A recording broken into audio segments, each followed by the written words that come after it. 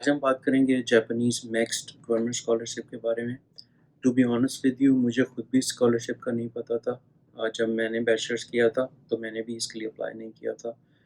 But apparently it has been around for a long time. It's a very good opportunity. In videos का और इस channel का मकसद भी यही है कि हर उस अपॉर्चुनिटी के बारे में आपको बताया जाए जिसका मुझे पता था या मुझे नहीं पता था, ताकि आप भी उस अपॉर्चुनिटी को अवेल कर सकें। इस वीडियो को शेयर करना ना भूलिएगा ताकि ज़्यादा से ज़्यादा लोगों को इन अपॉर्चुनिटीज़ के बारे में पता लग सके। जी, तो बात कर लेते हैं स्कॉलरशिप के बारे में, थोड़ा-सा इंट्रोडक्शन।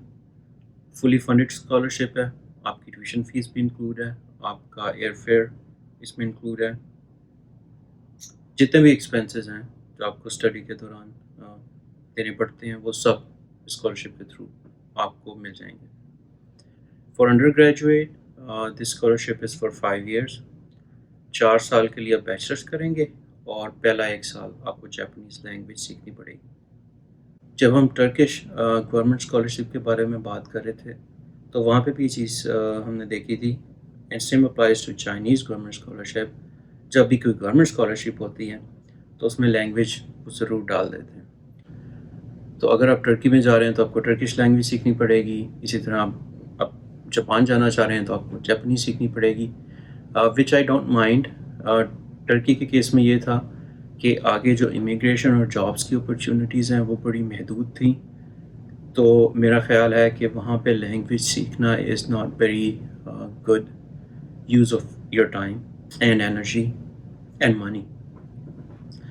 लेकिन क्योंकि जापान में इमिग्रेशन जॉब्स के बड़े अच्छे चांसेस हैं, इकॉनमी बहुत अच्छी है, इसलिए यहाँ पे जब आप बैचलर्स करने जा रहे हैं तो 1 साल लैंग्वेज सीखना इज़ नॉट बैड, स्पेशली अगर आपने वहाँ पे जॉब करनी है और आगे इमिग्रेशन के लिए भी अप्लाई करना है।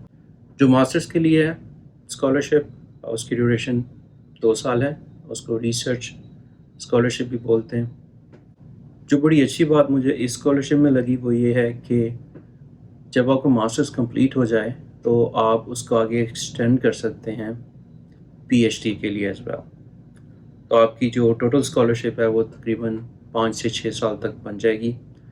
तो it's more like masters leading to PhD. अच्छा, सिर्फ यही नहीं कि मास्टर्स के लोग जो हैं वो पीएचडी में एक्सटेंड कर सकते हैं अपनी स्कॉलरशिप। जो बैचलर्स कर रहे हैं वो 5 साल का बैचलर्स कंप्लीट करने के बाद अगर उनको मास्टर्स में एडमिशन मिल जाता है तो वो अपनी स्कॉलरशिप एक्सटेंड कर सकते हैं मास्टर तक, और अगर पीएचडी करना चाहते हैं तो वहाँ तक एक्सटेंड कर सकते हैं। तो बेसिकली आपकी जितनी भी स्टडी होगी बैचलर से पीएचडी तक वो फ्री होगी विद स्कॉलरशिप। और अगर आप कंपेयर करें तो फुल ब्राइट और इरास्मस से वहाँ पे मास्टर लीडिंग टू पीएचडी के प्रोग्राम्स नहीं हैं। अगर आप मास्टर्स करते हैं तो फुल ब्राइट में आप पीएचडी के लिए अप्लाई नहीं कर सकते, बट यहाँ पे आप मास्टर्स करके जापान में रहते हुए आगे पीएचडी के लिए अप्लाई करें और अपनी पीएचडी कंप्लीट करें। और जी, आपके लिए बड़ी खुशखबरी, इस स्कॉलरशिप प्रोग्राम में ना जीआरई चाहिए, ना आइल्स चाहिए, ना टॉफल चाहिए। तो हर बंदा ही अप्लाई कर सकता है। अब थोड़ी इमिग्रेशन के बारे में बात कर लेते हैं। अगर आप अपनी स्टडीज़ जापान से करते हैं उसके बाद वहाँ पे जॉब करते हैं, सो इन टोटल 10 इयर्स का टाइम आप वहाँ पे गुजारते हैं, जिनमें से कम से कम 5 साल जो हैं वो जॉब रिलेटेड वीज़ा होना चाहिए, तो आप परमानेंट रेजिडेंस के लिए अप्लाई कर सकते हैं। ऑब्वियसली इसमें कुछ रिलैक्सेशंस भी हैं। अगर आपने पीएचडी की है तो उनका एक पॉइंट बेस्ड सिस्टम भी है ऑस्ट्रेलिया की तरह, जहाँ पे आप जाके जो 10 इयर्स का जो पीरियड है उसको रिड्यूस कर सकते हैं 3 to 5 इयर्स। लेकिन बहुत ज़्यादा डिटेल्स है इमिग्रेशन में। जो बात मैं आपको कन्वे करना चाह रहा हूँ वो ये कि अगर आप जापान से लैपटॉप बंद हो गया, सॉरी। तो जो बात मैं आपको कन्वे करना चाह रहा हूँ वो ये है कि अगर आप जापान से इस स्कॉलरशिप पे या किसी भी स्कॉलरशिप पे मास्टर्स, अंडर ग्रेड या पीएचडी करते हैं तो you have a very good chances of immigration. जो लोग यूरोप में और अमेरिका में रहते हैं वो मेरी बात के साथ एग्री करेंगे कि यहाँ पे आपको बहुत कम जापानीज़ लोग नज़र आते हैं। चाइनीज़ बहुत ज़्यादा नज़र आते हैं, इंडियंस बहुत ज़्यादा हैं यहाँ पे। कुछ लोगों का ख्याल है कि इसकी वजह ये है कि जापान की इकॉनमी बड़ी अच्छी है, तो लोग को ज़रूरत नहीं है यहाँ पे आने की। یورپ میں اور USA میں. اور کچھ لوگوں کا خیال ہے کہ جو ورلڈ وار میں ہوا تھا ہیروشیما ناگاساکی، اس کی وجہ سے جو جاپانیز لوگ ہیں وہ USA کو پسند نہیں کرتے. میرا جو خیال ہے وہ یہ کہ جو پہلا خیال ہے وہ ریزنیبل ہے. دوسرا ٹاپک جو ہم سب لوگوں کا امیگریشن کے بعد بڑا پسندیدہ ٹاپک ہے وہ ہے جی پیسے کتنے ملتے ہیں. تو جو پیسے ہیں وہ اگر آپ انڈر گریڈ کے لیے جا رہے ہیں تو آپ کو تقریباً 120,000 ین جو ہیں وہ ملیں گے، 1,20,000 پر منتھ. اور اگر آپ ماسٹرز اور PhD کے لیے جا رہے ہیں تو تقریباً 140,000 ین ملیں گے پر منتھ. تو یہ تقریباً $1,000 سے زیادہ بن جاتے ہیں پر منتھ. اس کے علاوہ آپ کو کچھ ایکسٹرا بینیفٹ بھی مل سکتے ہیں ڈپینڈنگ آن آپ کہاں پہ ریسرچ کر رہے ہیں، کہاں پہ رہ رہے ہیں اور آپ کے ساتھ ڈپینڈنٹ ہیں یا نہیں ہیں. لیکن وہاں پہ آپ کا گزارا بڑی اچھی طرح ہو جائے گا. اور اگر آپ ادھر ادھر ٹریول کرنا چاہ رہے ہیں تو وہ بھی ہو جائے گا. اور اگر کسی کو پیسے بھیجنا چاہ رہے ہیں پاکستان میں تو تھوڑی سی اماؤنٹ وہ بھی آپ بھیج سکتے ہیں. جو اپلیکیشن پروسیجر ہے وہ مئی سے شروع ہو جاتا ہے ہر سال اور تقریباً جولائی تک جاتا ہے. ہر ملک کے لیے ڈفرینٹ ڈیٹس ہیں. ہم اپنے سے ریلیونٹ بات کر لیتے ہیں. جو پاکستان ہے اس کے لیے اگین ہر سال آپ مئی سے چیک کرنا شروع کر دیں. اس سال جو ڈیٹس تھیں وہ انڈر گریڈ کے آلریڈی گزر چکی ہیں. انفارچونیٹلی 10 جولائی تک آپ کی ڈیٹ تھی. ریسرچ ماسٹرز PhD کے لیے ابھی بھی ڈیڈ لائن جو ہے اس میں تقریباً 5-6 دن باقی ہیں. 17 جولائی تک اپلائی کر سکتے ہیں. انڈیا کے لیے جو انڈر گریڈ ہے وہ 17 اگست تک آپ ابھی تک اپلائی کر سکتے ہیں.